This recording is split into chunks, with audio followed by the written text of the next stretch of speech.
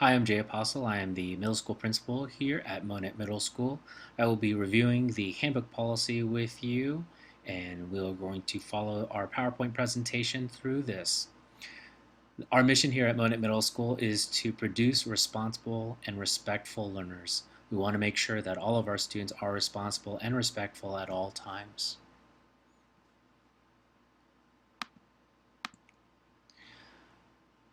Our handbook is actually available online. It is not in paper format. Students must download the document, read it with their parents, and sign off that they have read and understood the rules and procedures of the Monett Middle School Handbook. In order to navigate to pick up the handbook, you need to report to our website. This is our Monett Middle School website. You will navigate down to what is today, student handbook, and once you click on it, it will ask you to download it and open it. Once you hit OK, it'll open up a program that will allow you to view this document. Make sure that you review this document with your parents, and if they have any questions, they need to contact me with regards to the rules and regulations that are in here. At Monett Middle School, there are 3 A's for success: attendance, attitude, and academics. For attendance, we want to make sure that all of our students are here every day from 8 o'clock to 3:15. That is our school hours. Students who arrive prior to 7:50 will be required to report to the gymnasium. Please do not be tardy. Teachers will consider you tardy if you are not in your seat by the time the bell rings. With regards to absences, students may be retained if a student accumulates more than 8 absences in a semester or 16 absences in a year. Class grades cannot be earned with excessive absences. Keep in mind that the only person who can pick you up is the person in your power school. So make sure, as you have reviewed those documents at the beginning of school when you picked up your schedule, only those people are those who can pick you up. Students are not allowed to participate in school activities without special approval from the principal if they are absent 4 or more periods of the day of the activity. So if you're an athlete, or even if you're a spectator, if you miss at least half of the day at Monett Middle School, you may not be able to attend the evening events that may occur for Monett Middle School. The Monett R1 School District defines truancy as absence from the school without parental knowledge or consent, leaving school premises without authorization from the office, absence from class without teacher consent or office authorization, and most importantly, once you are on premises here, you're not supposed to leave during the school day. If you are truant, normally the consequences for truancy is at least a day of an in-school suspension. The second A of success is attitude. Maya Angelou once said, "If you don't like something, change it. If you can't change it, change your attitude." If you have a good attitude at school, it ends up having a good attitude with your friends and your classmates here at school. If you end up having a bad attitude, unfortunately, that has a negative impact on your friends, could have a negative impact on your teachers, and eventually a negative impact on your principal if you are sent to the office for that bad behavior. Back in 2009, the Monett R1 School District adopted the citizenship policy. It went into effect in 2009-2010 and is still in effect at the middle school and also at the high school.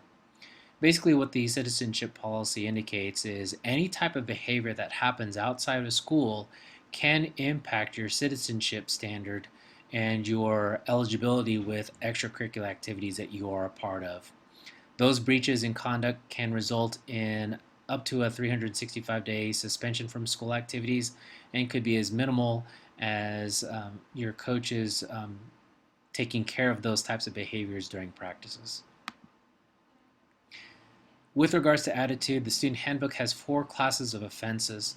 The most important offense is one where we want to maintain the safety and security of our students, and that is as a result of federal statute and Missouri state statute and our school board policy, a student who brings or possesses a firearm on school property may be suspended for an entire calendar year.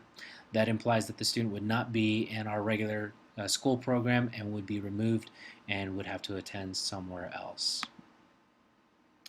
Our Class 1 offenses are the most significant offenses that can happen here at the school. The 4 or 5 main ones that can get you a Class 1 offense are threats to school personnel, the use or possession or under the influence of alcoholic beverages, paraphernalia, narcotics, or controlled substances, explosive devices or fireworks, even the look-alike guns, the airsoft guns, can get you an out-of-school suspension, or even the possession or use of a weapon in a threatening manner. It doesn't matter if it's to a student or to a faculty member. The consequence there is at least a 10-day out-of-school suspension. Attitude is also broken down into the next two offenses, Class 2 offenses and Class 3 offenses. The Class 2 offenses is doing bodily harm to others. If you are engaged in a fight or you're assaulting another student, or if you are engaged in profane remarks towards school personnel, the minimum consequence on an out-of-school suspension is 5 days. And in most cases, the second offense is 10 days with a recommendation to extend the suspension. Class 3 offenses are lesser offenses than Class 2 or Class 1, but they are in the following format: possession or use of tobacco in any form, possession or use of flammable ignition devices, including lighters, possession or use of weapons other than firearms, actions of affection that are unwanted or solicited, inappropriate sexual behavior, any verbal or written threats of physical intimidation that put someone in fear of physical harm. This also includes bullying and cyberbullying, and the consequence at the district level is a minimum of a 3-day out-of-school suspension. The Class 4 offenses are divided into 3 different types of disrespects, in my opinion. One is disrespect to property. If you damage or misuse school or personal property, you may be required to pay compensation for that. Also, the theft of school or personal property, once again, you may be required to pay the replacement costs of those items. We want you to be respectful of the property when you are here at the school, and respectful to other people's property as well. Disrespect to self is another way that we can categorize a Class 4. We want you to be respectful to yourself, so we do not want students to be sent out of class for not being prepared. You're expected to be prepared here at Monett Middle School for every one of your classes. Engaging in cheating or plagiarizing from another student. Just because you copy off of someone else does not mean that it is your work, and you could get in trouble for that. Failure to serve detentions, and even a violation of the dress code. Those are ways that you can disrespect yourself, and we do not want you to be disrespectful to yourself. We want you to respect yourself here at Monett Middle School. The third disrespect is the disrespect to others. We want you to be respectful to others, and so we want you to be cautious of how you treat others here at Monett Middle School. Please be careful of using profanity, threatening, or harassing remarks towards students.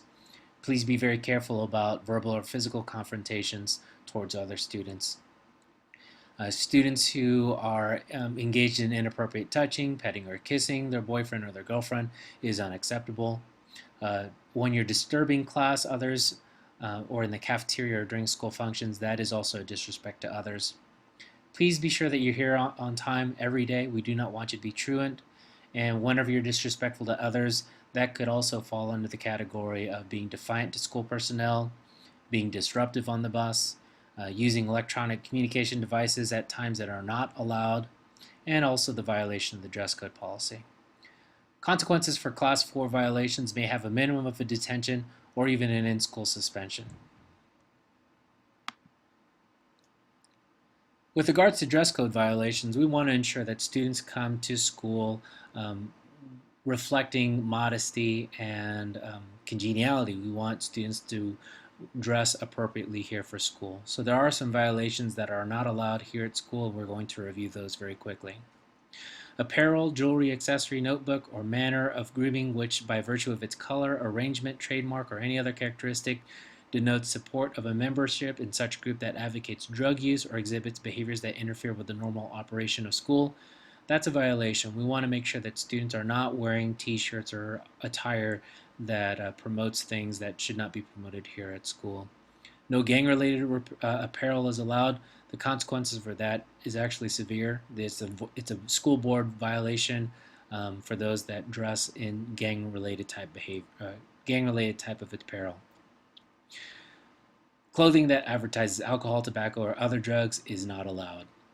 The body piercings, face painting, dyed hairs, tattoos, if it creates a safety risk and or a significant disturbance in the classroom, you may be asked to alter your apparel or appearance.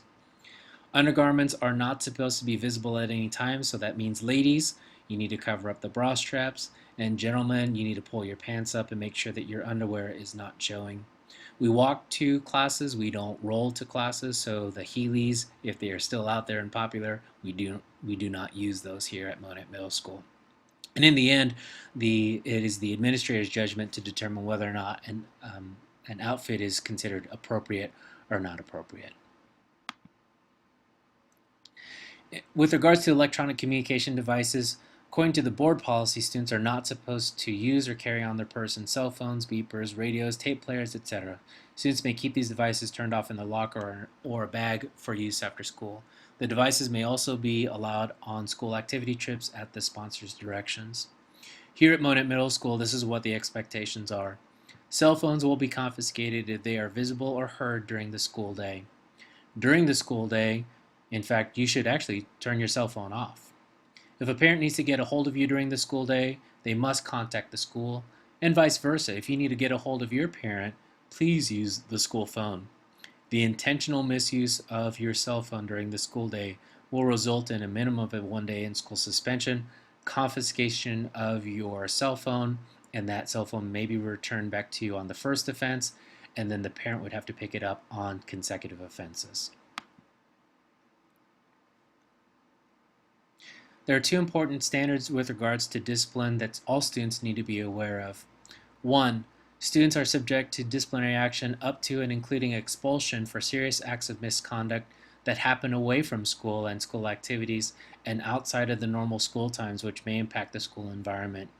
That's very important. Students need to understand that your behavior outside of school, if it involves the juvenile authorities, if it involves the Monette Police Department, if it involves even the highway patrol, things that get you in significant trouble can result in behavior repercussions that happen here at Monette Middle School. And the second one is any student who's suspended out of school is not allowed on any school property at any time of the day or night until the suspension is completely over. That means if I have suspended you out at the middle school and you show up at a high school event or an elementary event, that your suspension may be extended.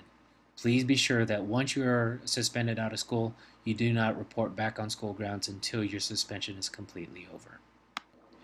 If you have any questions with regards to the handbook, please be sure to check with me and ask any questions that you have. Please also post these questions to your homeroom teacher as they will forward those questions to me.